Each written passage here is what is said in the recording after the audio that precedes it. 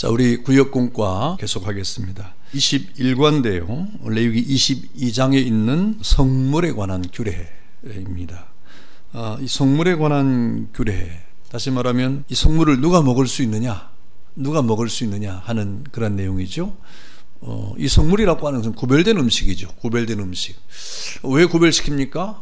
제사장들에게 주기 위해서 구별을 한 거예요. 제사를 드릴 때 그 제물을 구별해서 제사장들이 먹는 음식으로 이렇게 구별된 이것이 바로 성물인데, 이 성물을 누가 먹느냐? 제사장이 당연히 먹죠. 그러면 제사장 가운데서도 그러면 성물을 먹을 수 없는 사람이 누구냐에 관한 내용을 지난주에 했습니다. 그래서 이렇게 이 성물을 먹을 수 없는 제사장은 부정하게 되었을 때 먹을 수 없다 그랬고, 이 부정함에 대한 여러 가지 이유를 설명을 했습니다.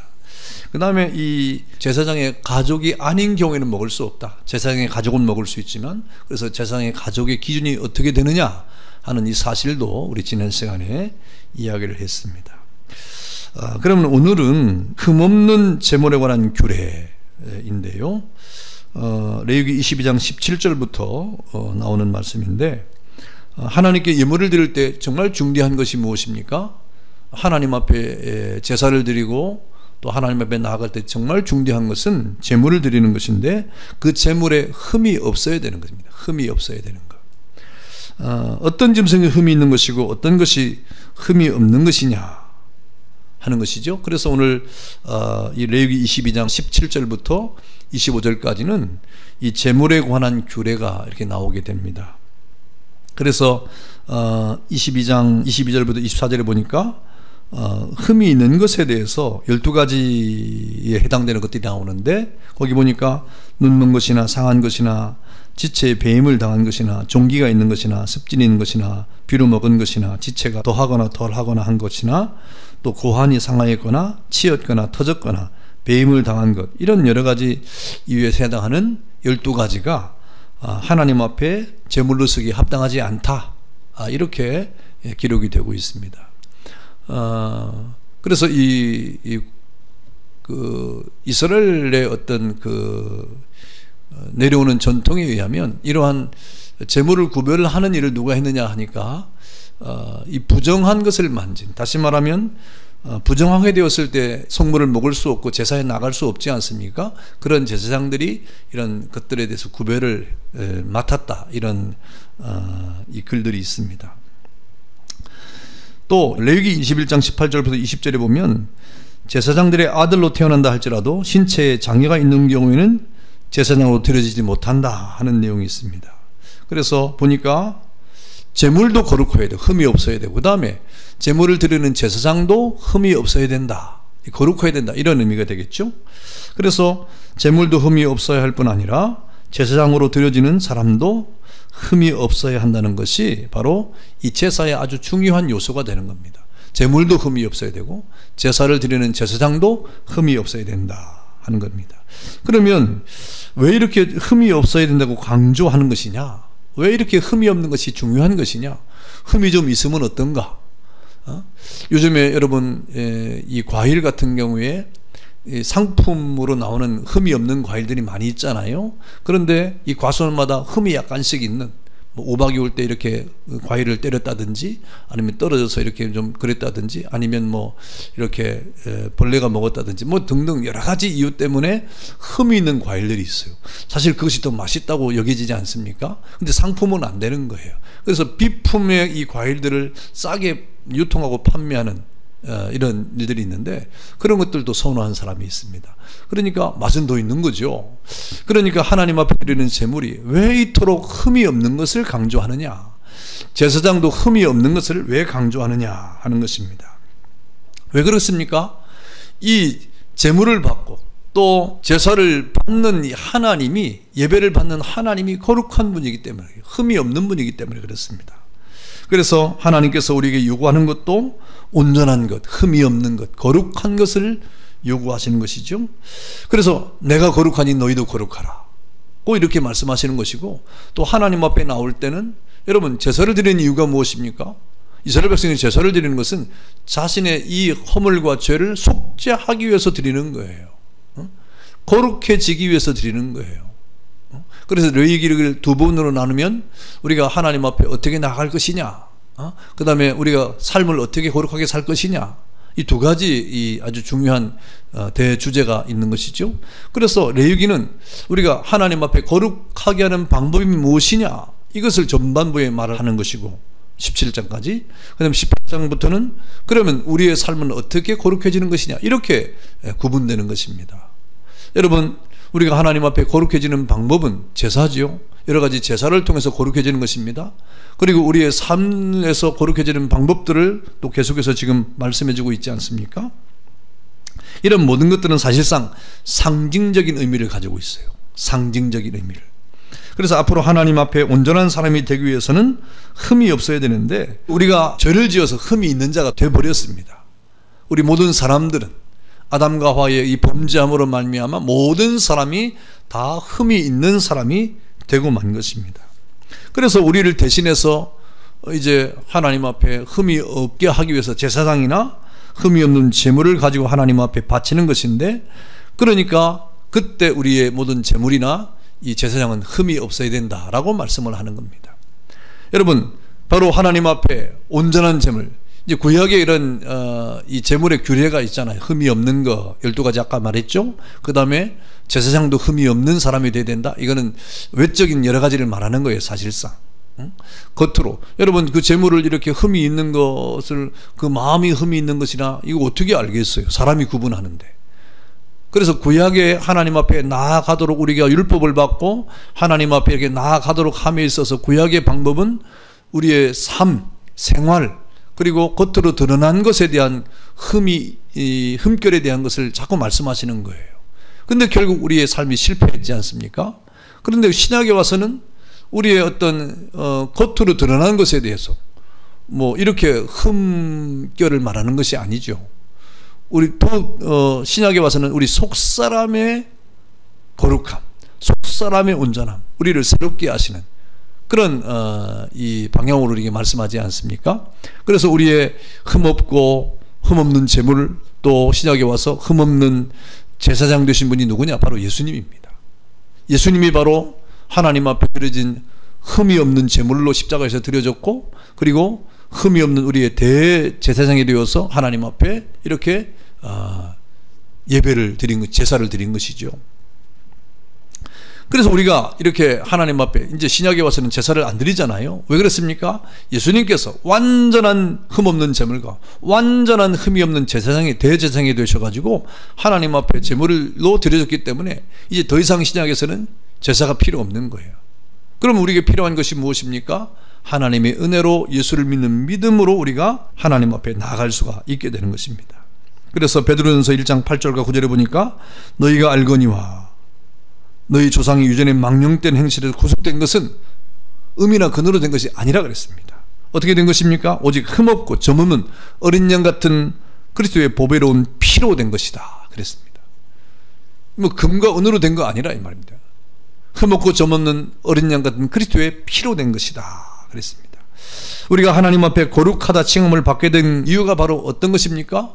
뭐 짐승의 피가 아니에요. 이제는 바로 우리 예수 그리스도의 거룩하신 그런 이 제사, 예수님의 십자가의 보혈의 피로 말미암아 우리가 거룩하다 칭함을 받게 된 것이다 하는 것이죠. 그래서 흠없는 제물에 관한 규례가 이렇게 나오는데, 신약에 와서 우리가 이렇게 더 이상 짐승의 제사를 드리지 않고 또 그런 피의 제사를 드리지 않는 것은 우리가 예수 그리스도의 그 보혈의 피로 말미암아 모든 제사를 완성했기 때문에 더 이상 우리에게 이런 제사가 필요치 않게 된 것입니다. 그 다음에 레위기 22장 26절부터 31절까지는 화목제물에 관한 규례입니다.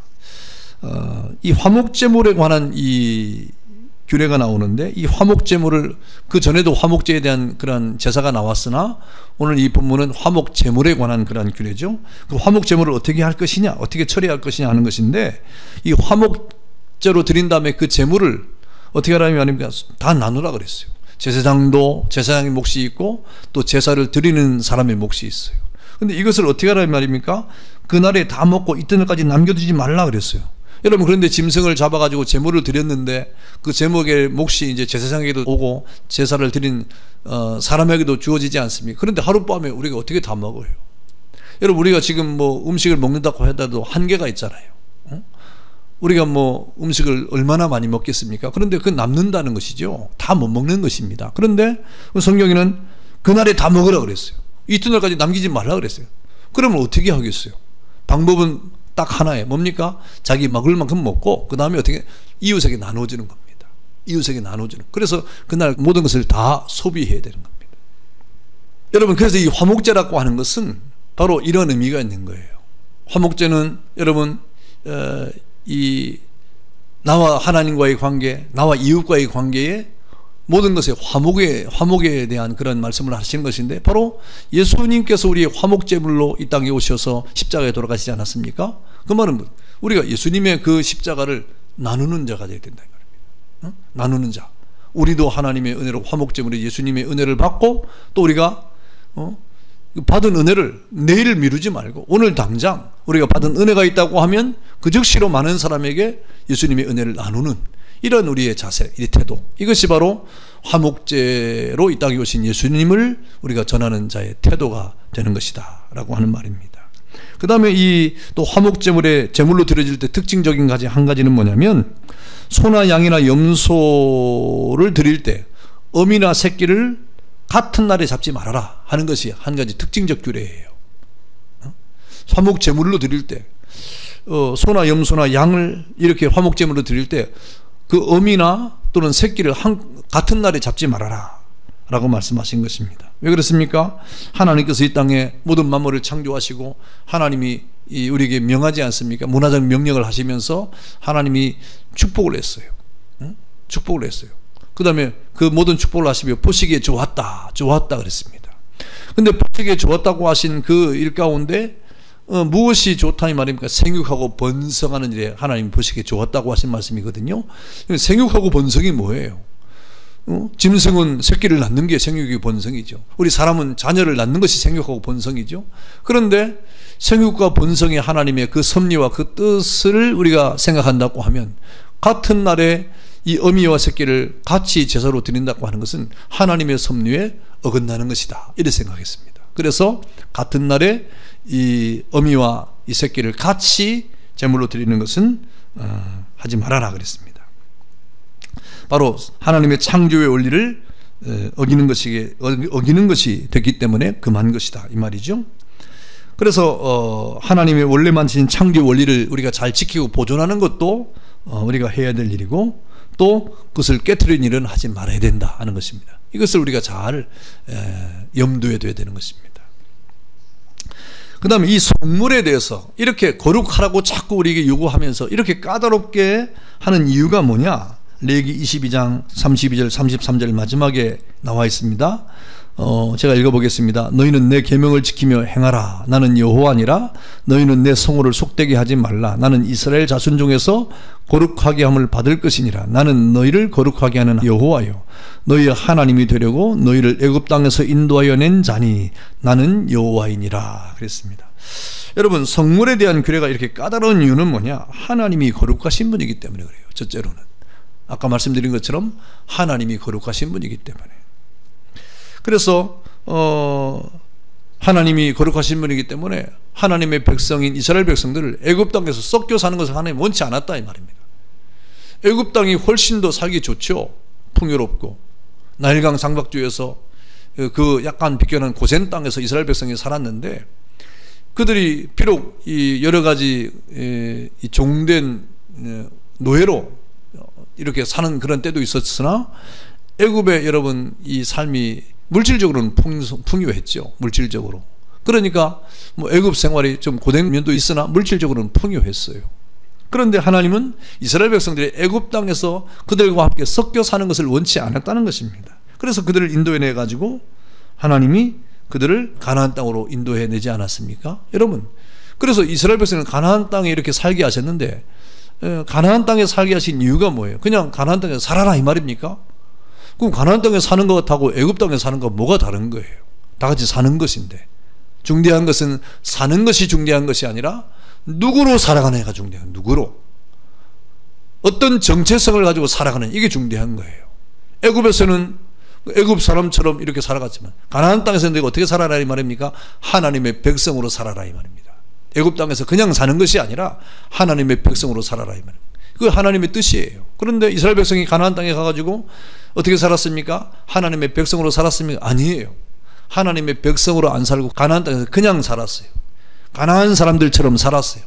살긴 살았지만 하나님의 자녀로 살지 않고 하나님의 백성으로 살지 않고 가나안 사람처럼 살았어요. 그래서 하나님의 심판이 일어나가지고 북쪽 이스라엘은 아수르에게 멸망을 당하고 남쪽 유다는 바벨론에게 멸망을 당하는 것입니다. 왜? 하나님의 백성으로 살지 않았기 때문에 그런 겁니다. 그러니까 이 땅을 살아갈 때 우리는 예수 믿는 사람으로 살아가는 거예요. 그냥 사는 게 중대한 게 아니에요. 그냥 사는 게 중대한 게 아니라 하나님의 자녀로 예수 믿는 사람으로 사는 것이 중대한 것입니다. 또 둘째는 왜 이렇게 성물에 대해서 까다로우냐? 그래야만 하나님이 영광을 받으시기 때문에 그렇습니다. 여러분, 이 세상에서 하나님을 영화롭게 할 사람들은 누가 있습니까? 이스라엘 백성 말고는 없는 거예요. 뭐 애굽 사람이 하나님을 영화롭게 하겠어요? 저 가나안 사람들이 하나님을 영화롭게 하겠어요? 아니요. 아무도 하나님을 영화롭게 안 합니다. 오직 선택받은 하나님의 백성은 이스라엘만 하나님을 영화롭게 할 수가 있는 거예요. 그래서 이스라엘 백성들에게 성물에 대한 이런 강력한 규례를 주신 것입니다. 여러분, 지금도 우리 예수 믿는 사람만 하나님을 영화롭게 할 수 있죠? 하나님을 누가 영화롭게 하겠습니까? 하나님의 이름을 누가 영광스럽게 하겠습니까?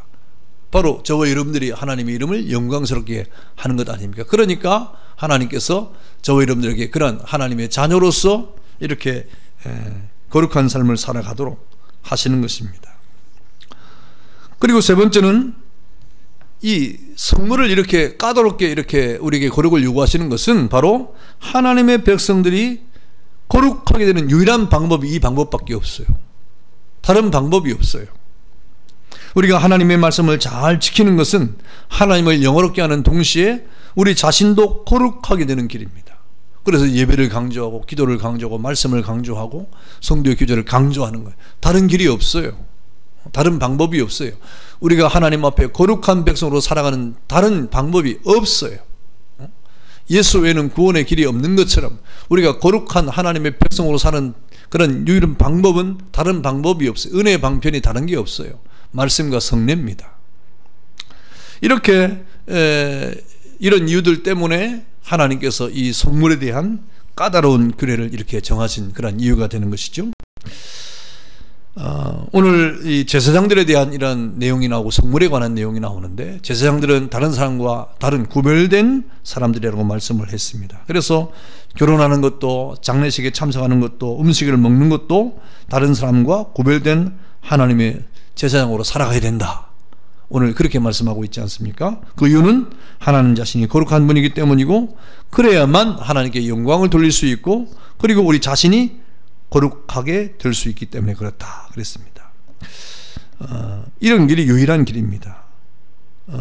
그런데 우리도 이제 구약시대는 끝났지만 우리 신약시대의 우리 성도들은 구약의 제사장과 같은 사람이에요. 우리를 왕같은 제사장으로 세우지 않았습니까? 그래서 우리가 하나님 앞에 말씀을 잘 지켜 살아가야 될 이유는 우리는 신약의 왕같은 제사장으로 부름을 받았기 때문이다. 그러니 하나님께서 내가 거룩하니 너희도 거룩하라고 하신 이 하나님의 음성은 바로 우리에게 딱 들어맞는 것이고 우리에게 바로 적용되는 말씀임을 깨달아서 여러분 늘 하나님을 기쁘시게 하고 거룩한 삶을 살아가는 여러분 되시기를 저 이름으로 축원합니다. 자, 내용 연구 보겠습니다. 내용 연구.